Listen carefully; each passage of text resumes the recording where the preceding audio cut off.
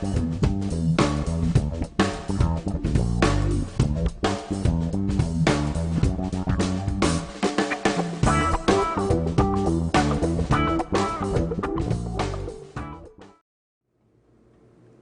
aí, pessoal, tudo bem com vocês? Vamos continuar aqui com o nosso curso de processo do trabalho para você gabaritar aí as questões, se Deus quiser. Estou torcendo aqui para vocês.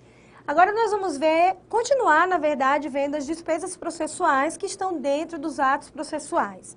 Na aula passada, nós vimos as custas processuais, são aquelas custas de realmente despesas dentro do processo, e vimos as custas apenas na fase de conhecimento, que eu falei para vocês que incide sempre 2%, no entanto, vai depender de cada situação para a sua incidência. Se a ação foi procedente sobre o valor da condenação, quem paga é o réu.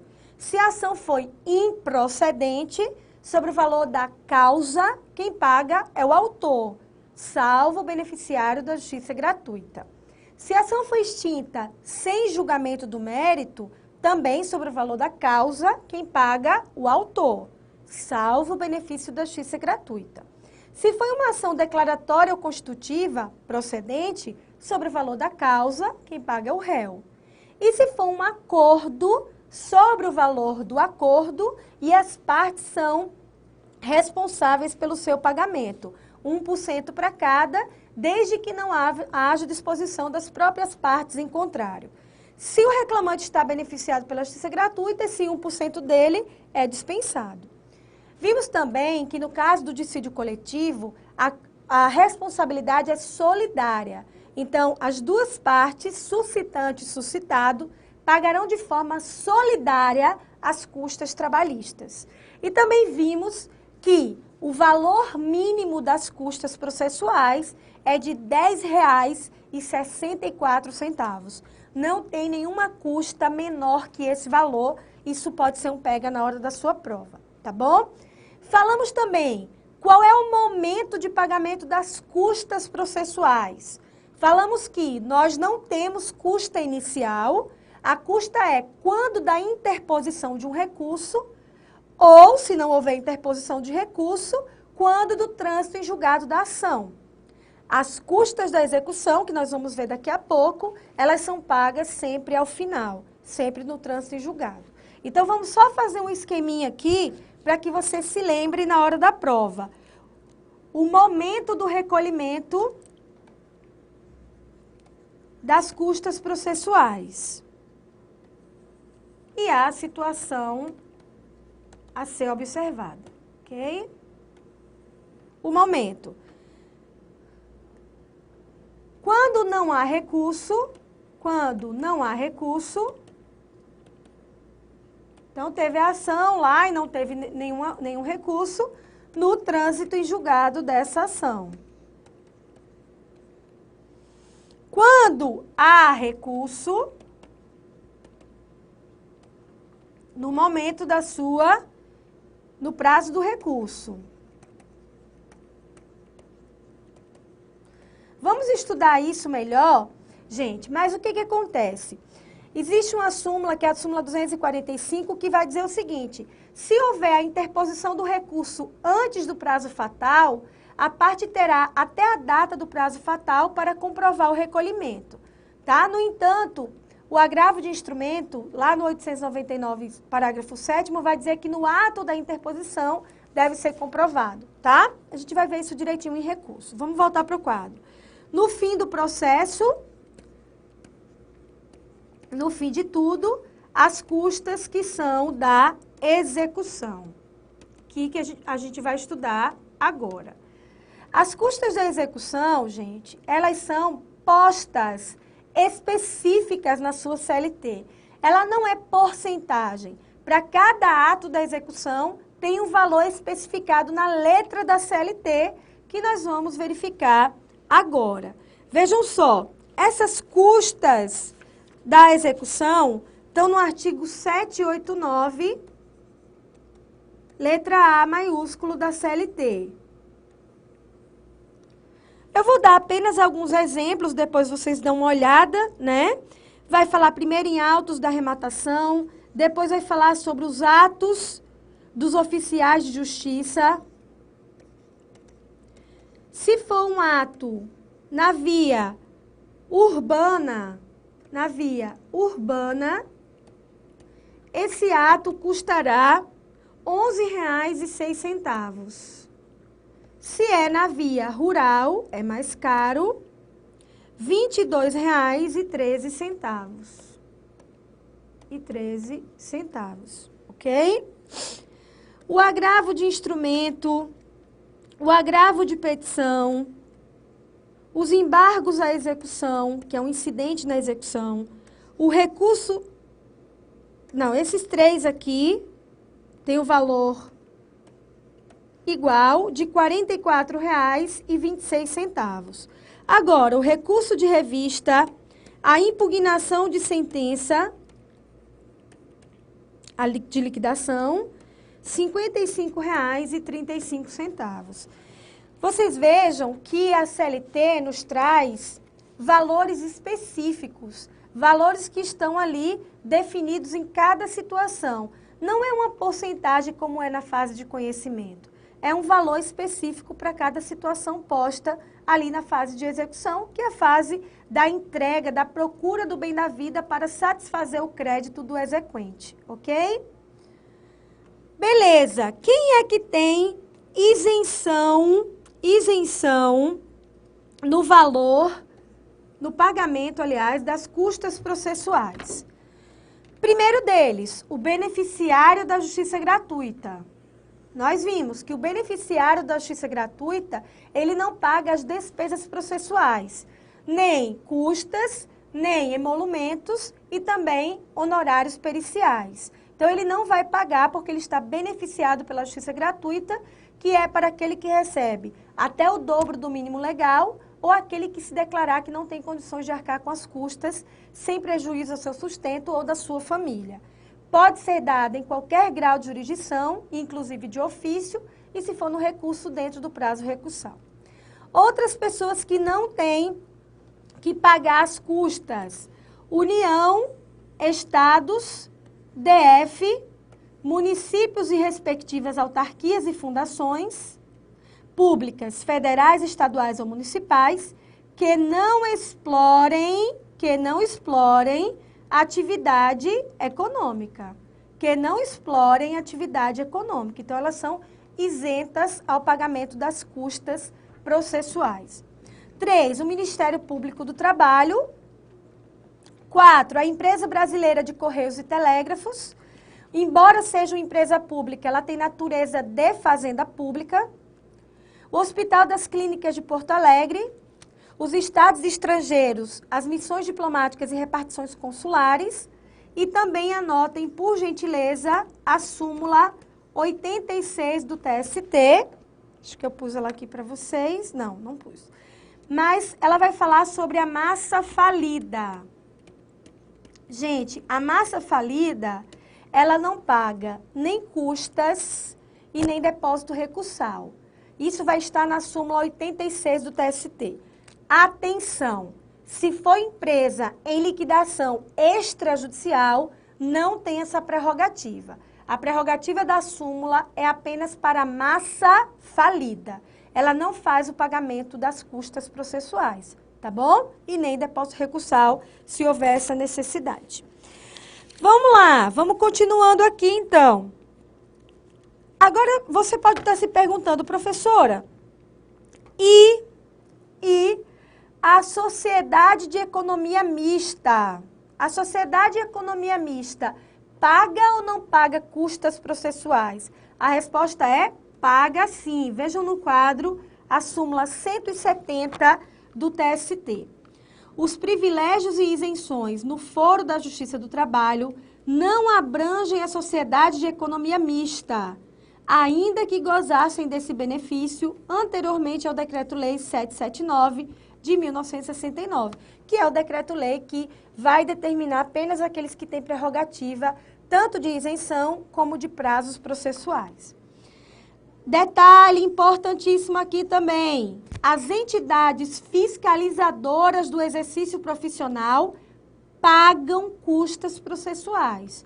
Então, aquelas entidades que fiscalizam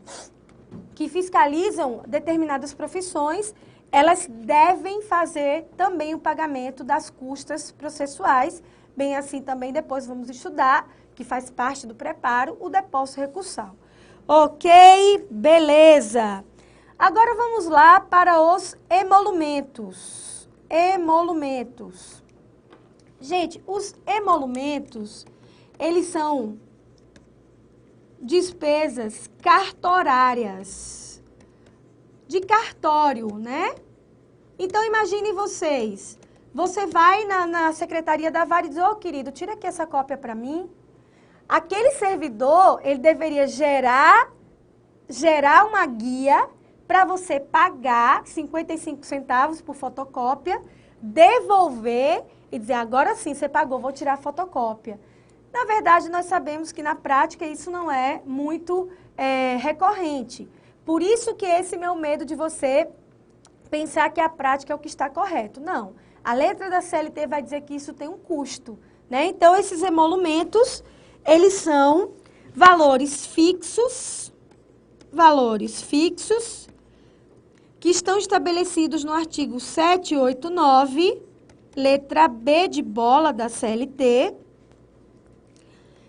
são pagos por quem requereu,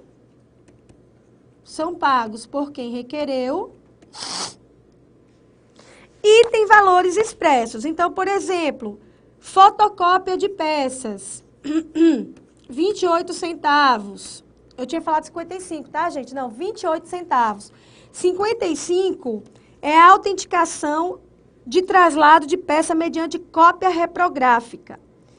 Autenticação de peças também, 55 centavos. Então, depois vocês dão uma olhada aí, porque não tem como a gente memorizar, a não ser lendo e várias vezes.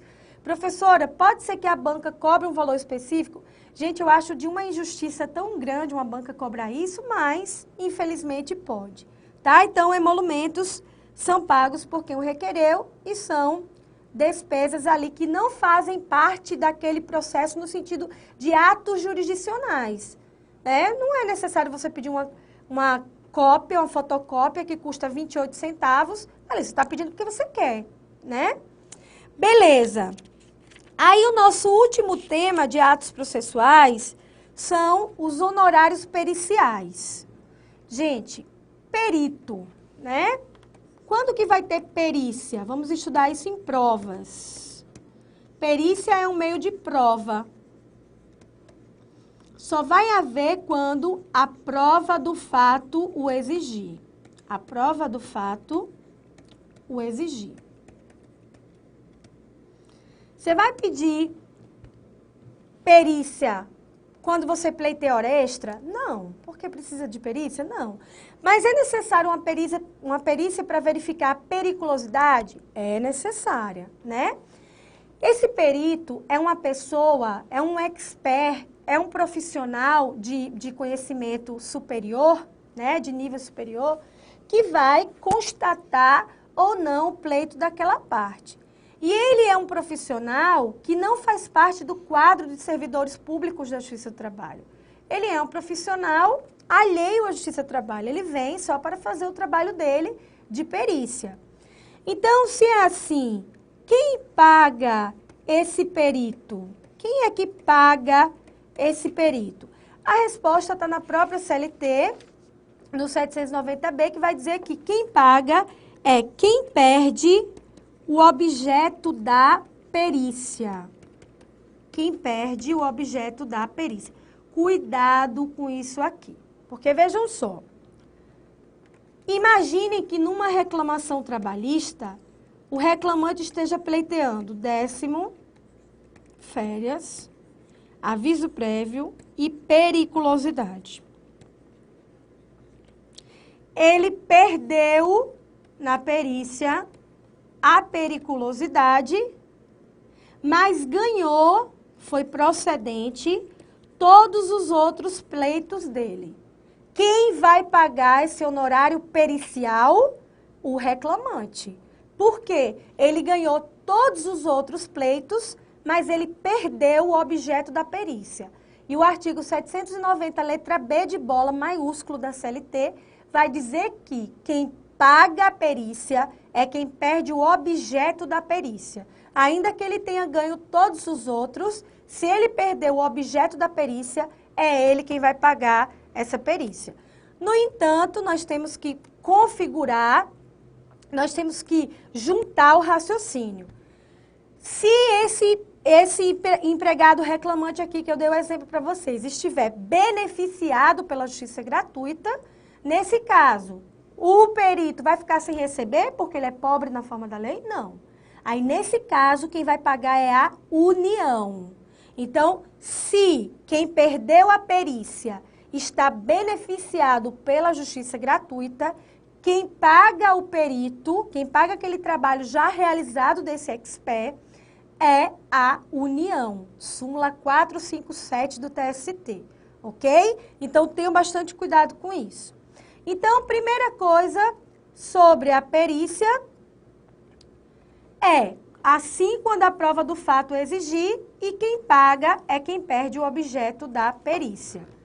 Então, quem perde o objeto da perícia. Se esse que perdeu o objeto da perícia está beneficiado pela justiça gratuita, quem vai pagar é a União, de acordo com o posicionamento da súmula 457 do TST. Tá? Então, quem vai pagar é a União. Mas vejam só, imaginem vocês que foi nomeado um perito judicial. Esses peritos, gente, eles deixam os currículos na vara do trabalho, é verificado se ele tem condição de atuar, é verificado documentos, tudo isso, e há um rodízio ali, quando há necessidade do juiz, há um rodízio na sua nomeação. Então, imagine que o nosso perito judicial se chame João. O reclamado falou assim, nossa, eu não vou confiar não nesse perito judicial, essa justiça é toda protetiva. Eu vou nomear o José para ser assistente técnico. Nomeou o José para ser assistente técnico do perito. Ele precisava indicar esse assistente? Não. Ele indicou porque ele quis, porque ele não está confiando na Justiça do Trabalho, acha que é uma justiça protetiva e falou, eu vou contratar um assistente aqui. O reclamante falou, nossa, ele contratou também, eu vou contratar o meu também. Aí contratou também um assistente técnico chamada Maria. Então, todo mundo contratou assistente técnico, fora a designação do juiz de um assistente, de um perito oficial, que é o João. Então, João é o perito oficial da Justiça do Trabalho. Beleza. Lembrem-se, o reclamante estava pedindo periculosidade. Aí a perícia do João falou o seguinte, olha, realmente tem periculosidade, viu? Então, tem periculosidade, é verdade e tal. O juiz acatou o laudo do João, que era o oficial perito oficial da Justiça, e condenou o reclamado a pagar a periculosidade para o reclamante. Então, falou, olha, realmente tem periculosidade e você vai ser condenado a pagar os honorários periciais e também a periculosidade, porque você perdeu o objeto da ação. Beleza. O reclamado vai ter que pagar quem? Os honorários periciais aqui do perito oficial. E os assistentes técnicos, quem é que paga? Cada um vai pagar o seu. O reclamante vai pagar a Maria, que é assistente técnica dele, e o reclamado vai pagar o José, que é assistente técnico dele. A Justiça do Trabalho não quer saber se você contratou ou não assistente técnico. Você contratou porque você quis, porque você se achou rico. Então, pague o que é devido, cada um para o seu assistente técnico. O que a gente vai verificar na responsabilidade de pagamento, gente, é o perito oficial, é o perito da justiça. Se esse juiz nomeou o perito, aquele perito disse quem tinha ou não razão e foi acatado, quem vai pagar esse perito é quem perdeu o objeto da perícia. Independentemente dos outros pedidos, quem perdeu o objeto da perícia é que terá a responsabilidade do pagamento do perito oficial.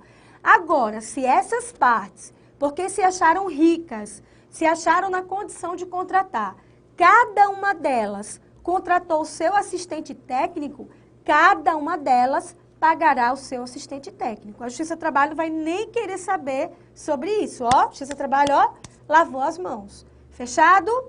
Então, tenham cuidado com isso aqui. Vejam o que diz a súmula 341. Primeiro, vamos ler o artigo 790B e eu volto com vocês numa outra situação da OJ 98.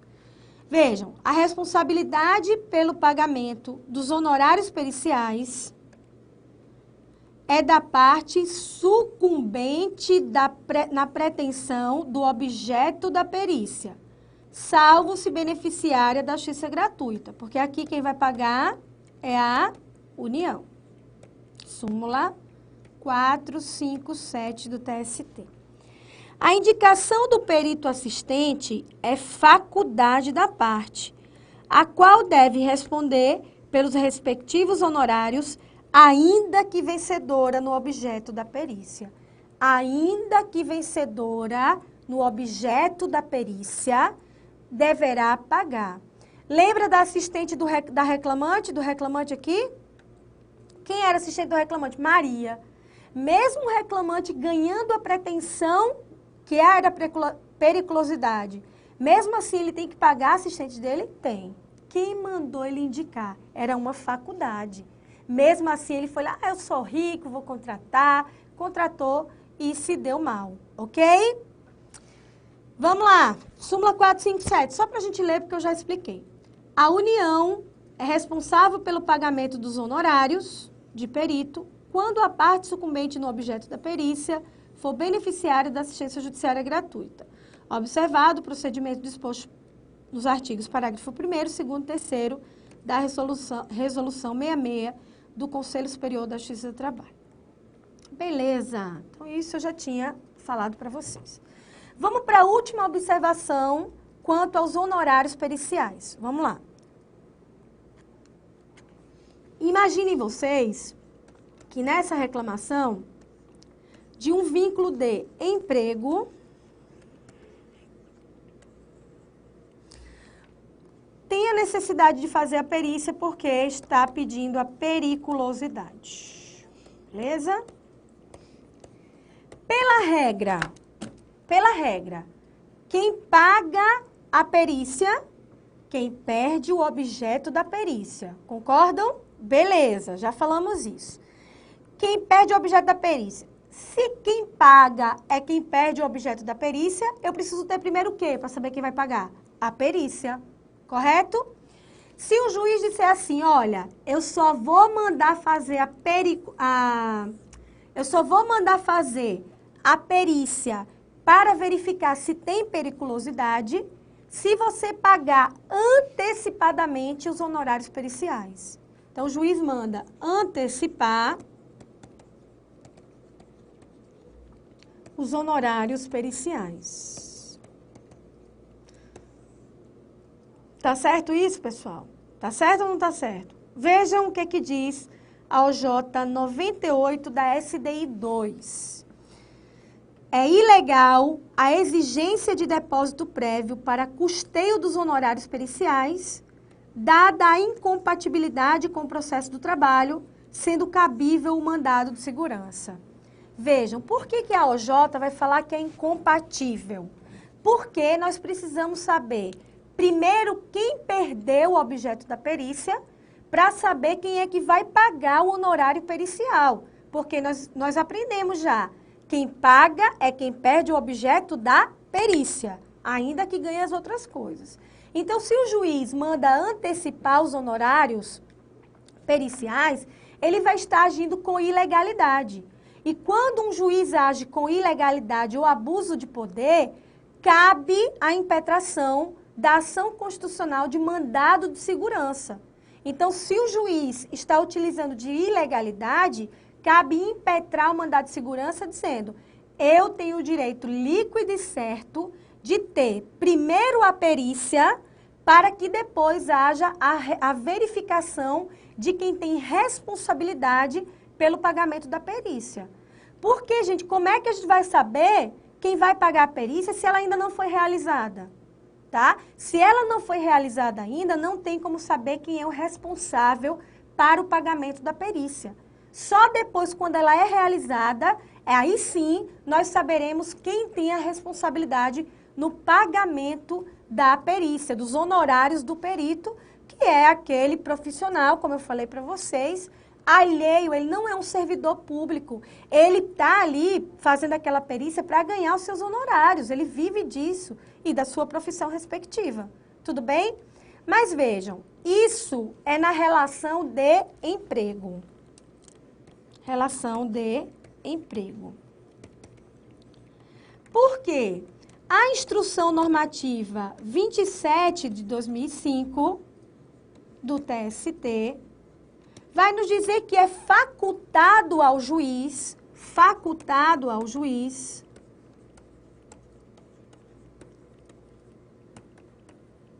nas relações de trabalho,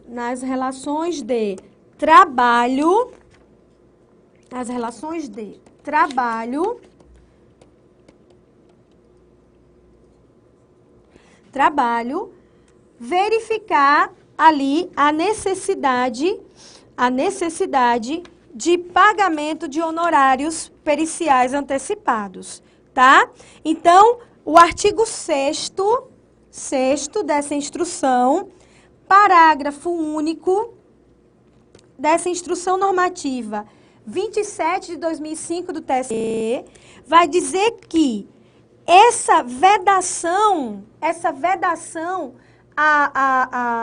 que o juiz tem de mandar pagar os honorários periciais antes da realização da perícia, ela não é possível, essa vedação não é utilizada, não é verificada, quando se tratar de relação de trabalho que não seja de emprego. Veja, gente, que desde o começo eu falei para vocês, a necessidade de enxergar uma relação de trabalho, uma relação de emprego, ela tem várias consequências processuais. Se é uma relação de trabalho, não cabe jus postulandi, mas cabe honorário pela mera sucumbência. Se é uma relação de trabalho, tem que pagar antes a perícia. É facultada ao juiz, tá? A instrução vai dizer que é facultada ao juiz mandar que a parte faça o depósito previamente antes da realização da perícia, porque é ele que está ali solicitando a perícia. Então, vejam, na perícia é vedado ao juiz pleitear que pague os honorários de forma antecipada. Isso na relação de emprego. Na relação de trabalho, a Instrução Normativa 27 de 2005 do TST, lá no seu artigo 6º, parágrafo único, vai nos dizer que é facultado ao juiz pedir que a parte que está solicitando a perícia pague os honorários periciais de forma antecipada. Então, relação de emprego, pode pedir antecipado? Não. Se o juiz pedir, o que acontece? Mandado de segurança, porque ele está agindo com ilegalidade. E na relação de trabalho, cabe IMS? Não, porque não é um direito líquido e certo da parte ter primeiro a perícia para saber quem vai pagá-la. Isso é somente na relação de emprego, conforme o artigo 790B de bola da CLT.